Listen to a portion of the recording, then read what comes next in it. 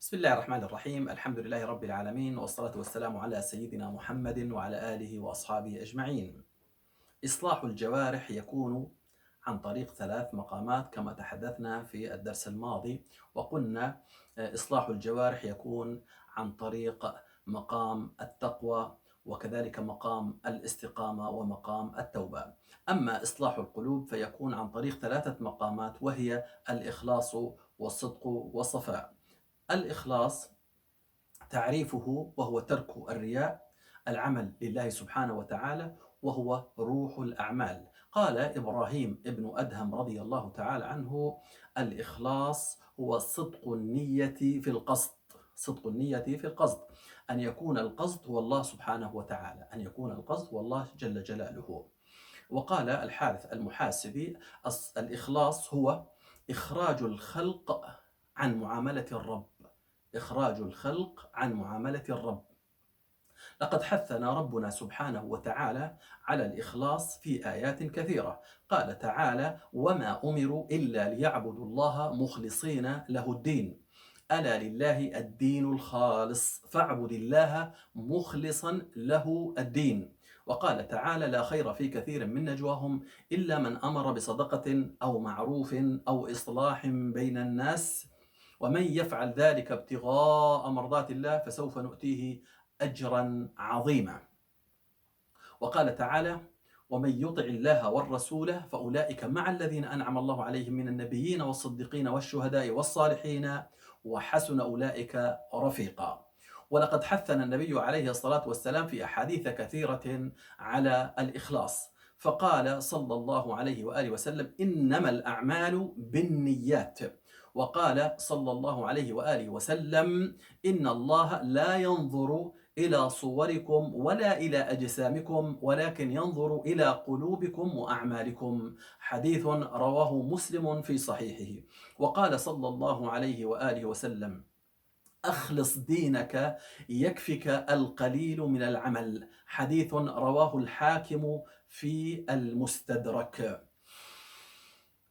إذن الإخلاص حلية وصفة الأنبياء والمرسلين. قال تعالى: واذكر في الكتاب موسى إنه كان مخلصا وكان رسولا نبيا.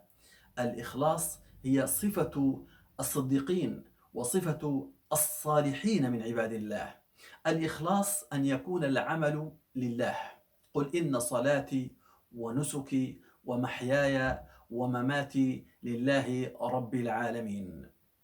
طوبى للمخلصين أولئك مصابيح الهدى تنجلي عنهم كل فتنة ظلماء. هذا حديث ذكره المنذري في الترغيب والترهيب. الإخلاص مقام عظيم، إذا تحلى الإنسان به كان من سعداء الدنيا والآخرة، وأكرمه الله سبحانه وتعالى بالحكمة. قال مكحول الشامي: ما أخلص عبد لله إلا تفجرت ينابيع الحكمة من قلبه على لسانه.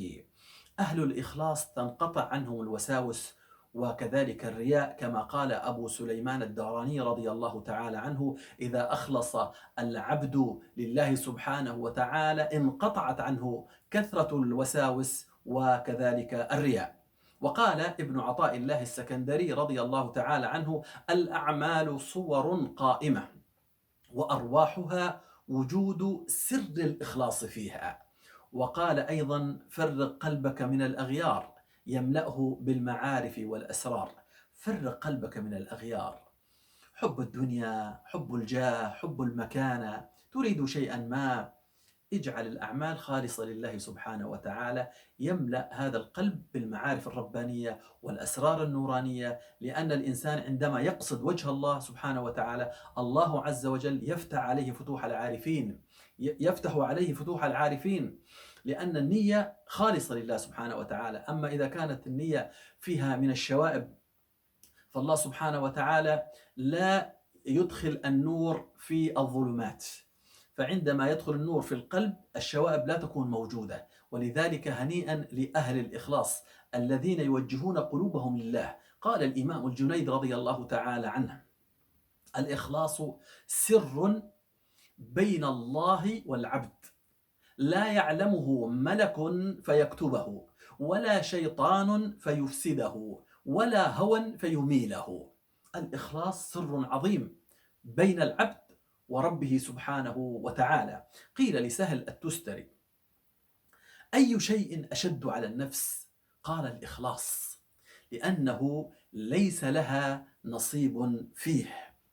إذا مقام الإخلاص يحفظك من الوساوس، يحفظك من الرياء، يحفظك من إغواء الشيطان أيضا.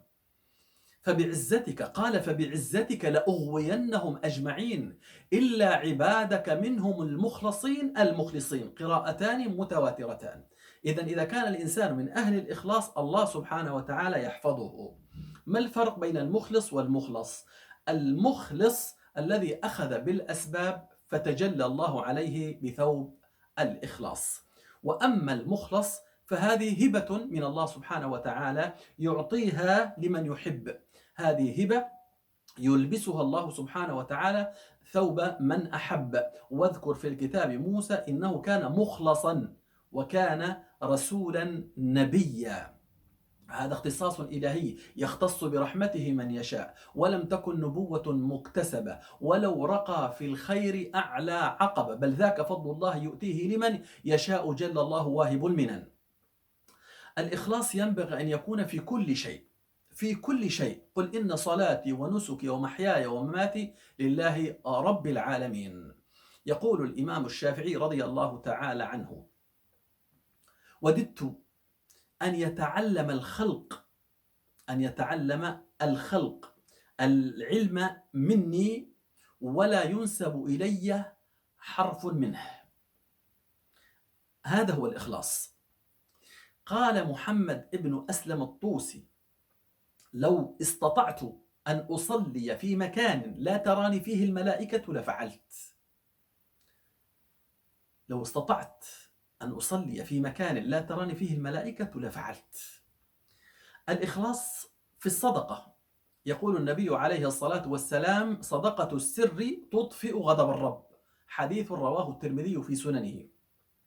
ومن السبعة الذين يظلهم الله في ظله يوم لا ظل إلا ظله: ورجل تصدق بصدقة فأخفاها حتى لا تعلم شماله ما تنفق يمينه، حديث رواه البخاري ومسلم.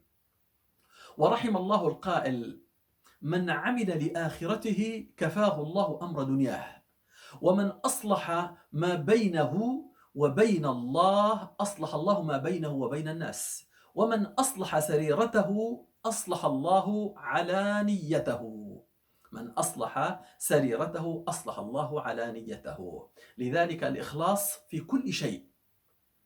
من عاد مريضا شيعه 70,000 ملك. إذا جلس عند المريض انغمس في رحمة الله. من مشى في جنازة له قيراط. إذا حضر الدفن له قيراطان. قالوا: يا رسول الله ما القيراط؟ قال: بقدر جبل أحد من الحسنات. إذن الإخلاص في العمل، الإخلاص في القول، الإخلاص في النية. قل إن صلاتي ونسكي ومحياي ومماتي لله رب العالمين.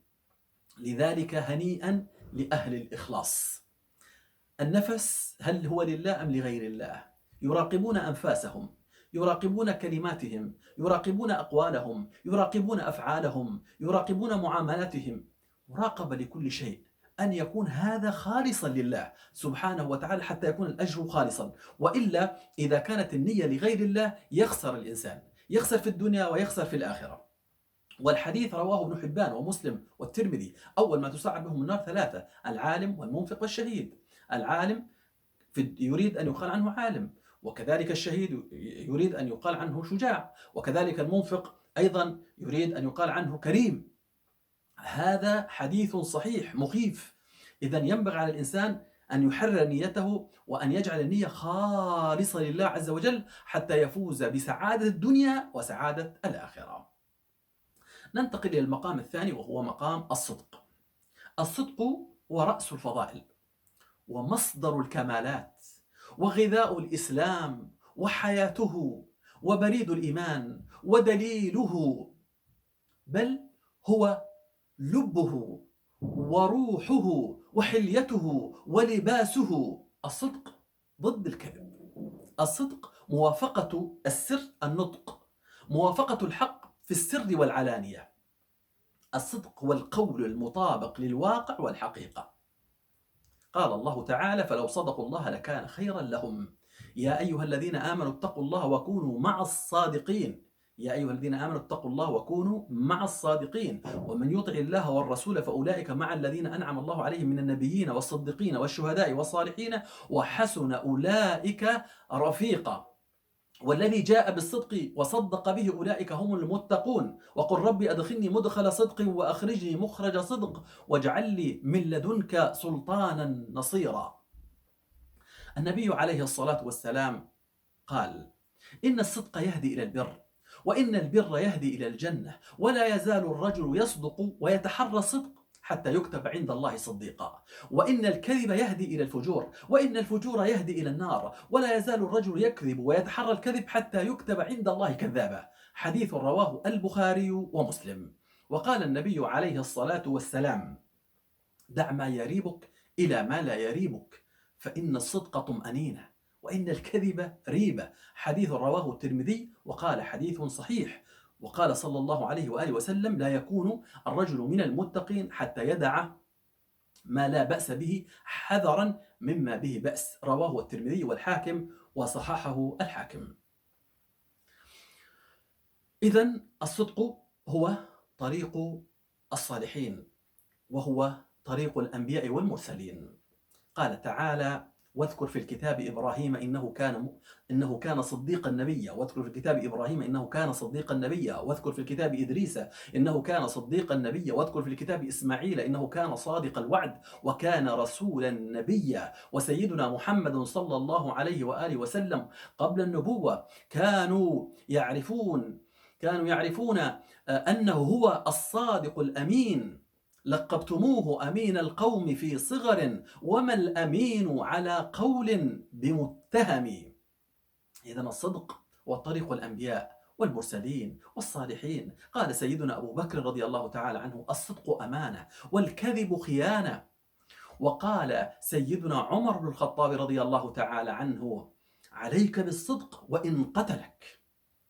وقال سيدنا الشيخ عبد القادر الجيلاني رضي الله تعالى عنه: من عامل الله بالصدق والنصاحة استوحش مما سواه في الصباح والمساء. وتذكرت قصة للشيخ عبد القادر الجيلاني عندما كان غلاما صغيرا، سافر من جيلان إلى بغداد، وفي الطريق، وكان غلاما صغيرا، وفي الطريق خرج اللصوص على القافلة التي كان بها، فأنزلوا الناس وأخذوا الأموال منهم. ويمر اللص إلى الشيخ عبد القادر الجيلاني عندما كان صغيرا، يقول: يا غلام، هل معك مال؟ يقول: نعم. كم معك؟ يقول: معي 40 دينارا. فيضحك. ثم يأتي الثاني يقول: معي 40 دينارا. ثم يأتي الثالث، وهكذا. ثم أراد أحدهم أن يمزح معه، يقول: أين الدنانير؟ قال: هذه 40. فاستغرب، أخذه إلى رئيسهم فقال له: انظر. فقال له: يا غلام، لماذا لم تكذب؟ من الذي سيتأكد منك؟ قال: لقد عاهدت أمي على الصدق، وأنا لا أخون عهد أمي. فبكى ذلك الرئيس، فقال رئيس اللصوص بكى وقال: هذا الغلام لا يخون عهد أمه ونحن نخون عهد الله. فتاب إلى الله سبحانه وتعالى، وتاب معه جميع اللصوص كلهم ببركة سيدي عبد القادر الجيلاني رضي الله تعالى عنه. وقال ابن عطاء الله السكندري: مطلب العارفين من الله الصدق في العبودية والقيام بحقوق الربوبية. وقال سيدنا ابن عباس رضي الله تعالى عنهما: 4 من كن فيه فقد ربح: الصدق والحياء والشكر وحسن الخلق. وقال أحمد ابن خضروي: إذا أردت أن يكون الله معك فالزم الصدق، فإن الله مع الصادقين. هذه المعية، معية الحفظ والعون والتوفيق. الصدق في أقوالنا أقوالنا، والكذب في أفعالنا أفعالنا. عود لسانك قول الصدق تحظى به، إن اللسان لما عودته معتاد، ما أحسن الصدق في الدنيا لقائله، وأقبح الكذب عند الله والناس. جاءت لدعوته الأشجار ساجدة، تمشي إليه على ساق بلا قدم، فالصدق في الغار والصديق لم يرما، وهم يقولون ما في الغار من أرم. ظنوا الحمام وظنوا العنكبوت على خير البرية لم تنسج ولم تحم. تعصي الإله وأنت تدعي حبه، هذا لعمري في القياس بديع، لو كنت صادقا لأطعته، إن المحب لمن يحب مطيع، في كل يوم يبتديك بنعمة منه وأنت لشكر ذاك مضيع. إذن الصدق هو طريق الصالحين، الصدق فيه طمأنينة، الصدق فيه راحة، الصدق يجعل الناس تثق بصاحبه، فالصدق يرفع الإنسان في الدنيا وفي الآخرة. الصدق هو طريق كله نور، أما الكذب كله ظلمات. الكذب طريق النفاق. قال النبي عليه الصلاة والسلام: 4 من كن فيه كان منافقا خالصا، وإن كان فيه خصلة ففيه خصلة من النفاق حتى يدعها، أي حتى يتركها. إذا حدث كذب، وإذا وعد أخلف، وإذا خاصم فجر، وإذا عاهد غدر. حديث رواه البخاري ومسلم. وروى مالك في الموطأ: سئل النبي عليه الصلاة والسلام: يا رسول الله، أيكون المؤمن بخيلا؟ فقال: نعم. فقيل: أيكون المؤمن جبانا؟ فقال: نعم. فقيل: أيكون المؤمن كذابا؟ قال: لا. هذا الحديث بعضهم يدخل عليه لفظ أيكون المؤمن زانيا؟ قال: نعم. هذا اللفظ غير موجود في موطأ الإمام مالك، هذا اللفظ غير موجود. توجد رواية: يا نبي الله، أيزني المؤمن؟ قال: قد يكون من ذلك. هذه الرواية رواها الخرائط في مساوئ الأخلاق، وابن عساكر في تاريخ دمشق، وكذلك الطبري في تهذيب الآثار، والبغوي في معرفة الصحابة. لكن هذه الطرق كلها من طريق واحد، فيه رجل اسمه يعلى. هذا الرجل من هذا الطريق، هذا الرجل قال عنه أبو زرع الرازي: ليس بشيء. وقال عنه البخاري في التاريخ الصغير: لا يكتب حديثه. وقال ابن كثير: كذاب يسأل الناس. وقال أبو حاتم الرازي في الجرح والتعديل، قال عنه: هذا ليس بشيء. فالحديث هذا موضوع لوجود هذا الرجل في هذا السند. ويعارض الحديث الثابت في الصحيحين: لا يزني الزاني حين يزني وهو مؤمن. هذا حديث في الصحيحين، إذن هذا يعارض هذا الحديث، فهذا اللفظ غير موجود، واللفظ الموجود في تلك الطرق كلها من طريق رجل واحد، وهذا الرجل وضاع كذاب.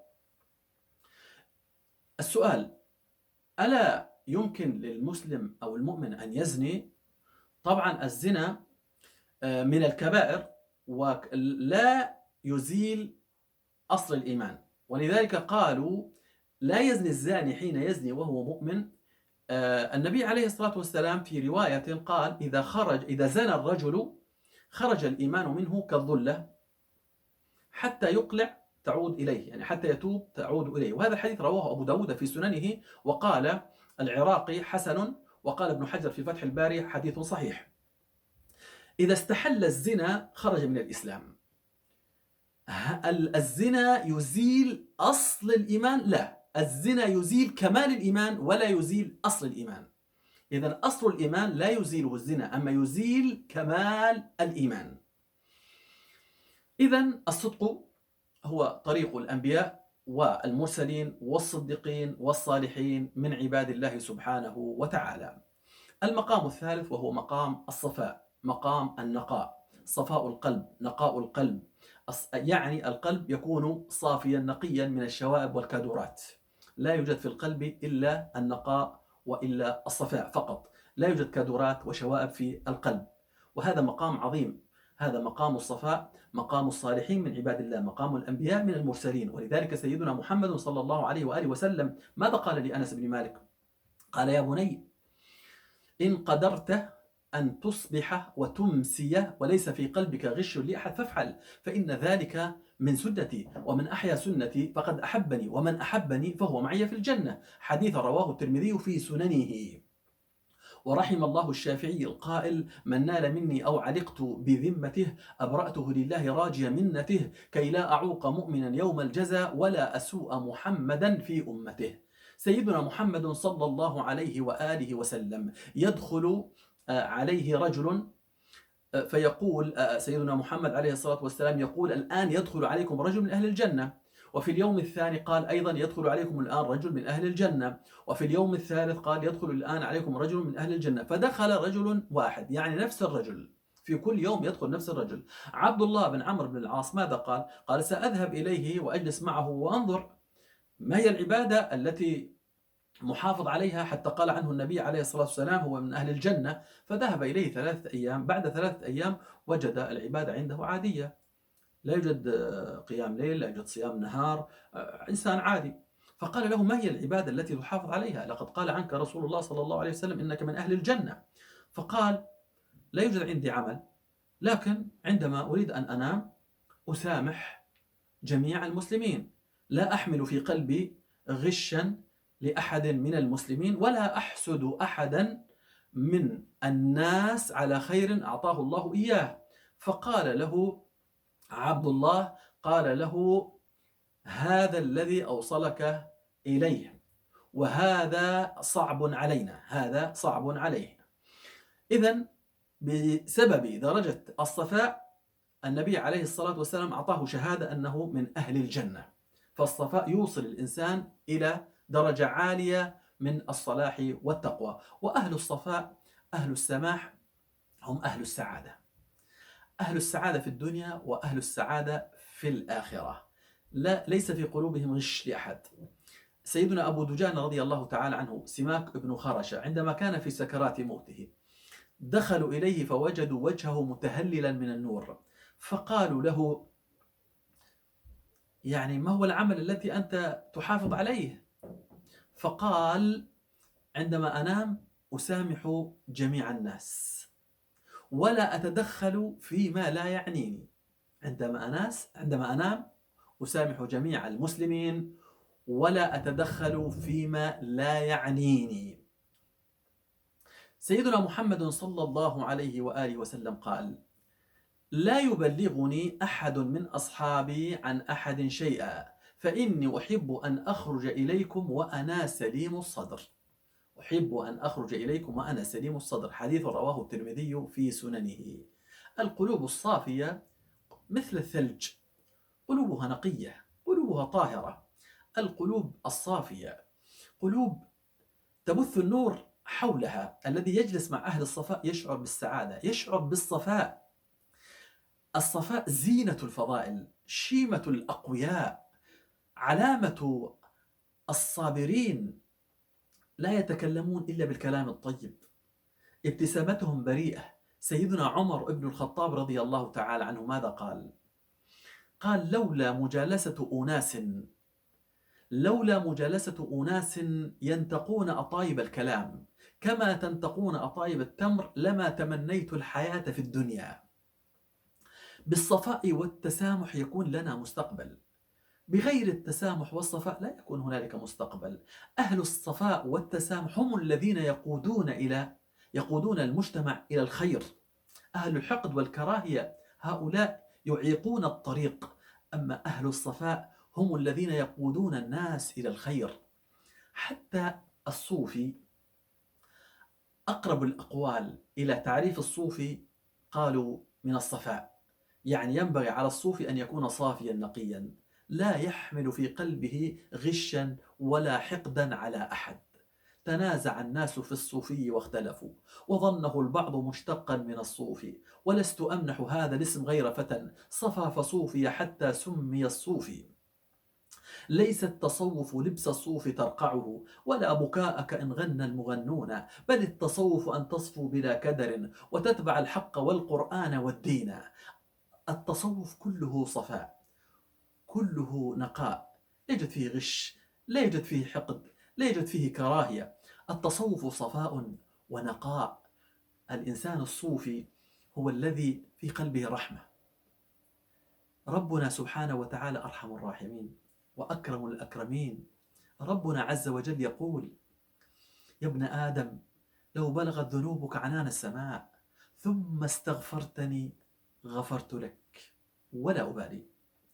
يا ابن آدم، إنك ما دعوتني ورجوتني غفرت لك على ما كان منك ولا أبالي. يا ابن آدم، لو بلغت ذنوبك عنان السماء ثم استغفرتني غفرت لك. يا ابن آدم، لو أتيتني بقراب الأرض خطايا لأتيتك بقرابها مغفرة. حديث رواه الترمذي في سننه. وقال الله تعالى: قل يا عبادي الذين أسرفوا على أنفسهم لا تقنطوا من رحمة الله إن الله يغفر الذنوب جميعا إنه هو الغفور الرحيم. نبئ عبادي أني أنا الغفور الرحيم. وقال النبي عليه الصلاة والسلام: كل ابن آدم خطاء وخير الخطائين التوابون. حديث رواه الترمذي والحاكم.